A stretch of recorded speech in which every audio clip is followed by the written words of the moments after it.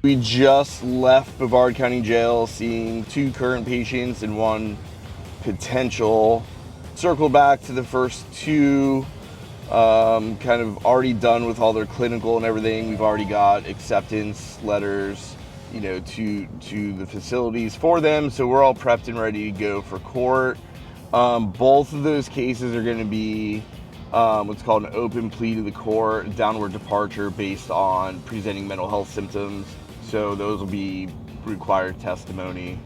And then the third individual, that is a new case that was sent to us, which is kind of an initial kind of interview just to identify, motivation behind requesting treatment, their authenticity in wanting treatment, or if they're just kind of trying to get out of trouble. There were a couple of questions I asked that made me lean toward, the wrong motivation of maybe just trying to get out of going to prison.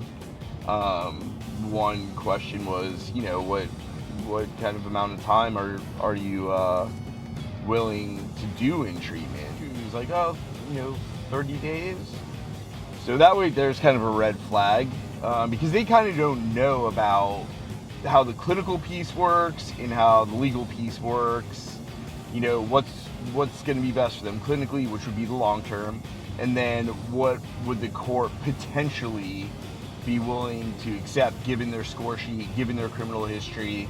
So he kind of just threw that in the wind. In his mind, he's probably thinking 30 days is a lot, when really it's nothing at all. So that was kind of a red flag. The other question I asked him is, he's got some pretty serious charges, from years ago. And I was kind of like, where'd this motivation come from? Like, what was the kind of epiphany that, caused you to all of a sudden say, like, I need treatment? And he really didn't have, like, a solid answer. Kind of thought about it for a minute.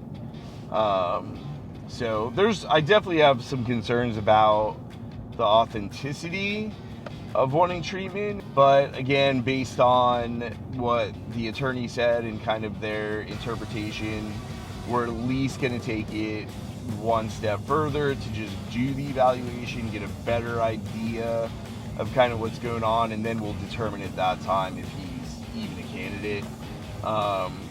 Based on all the clinical, take all that information, into account and make an educated decision on, whether he's appropriate for treatment or not.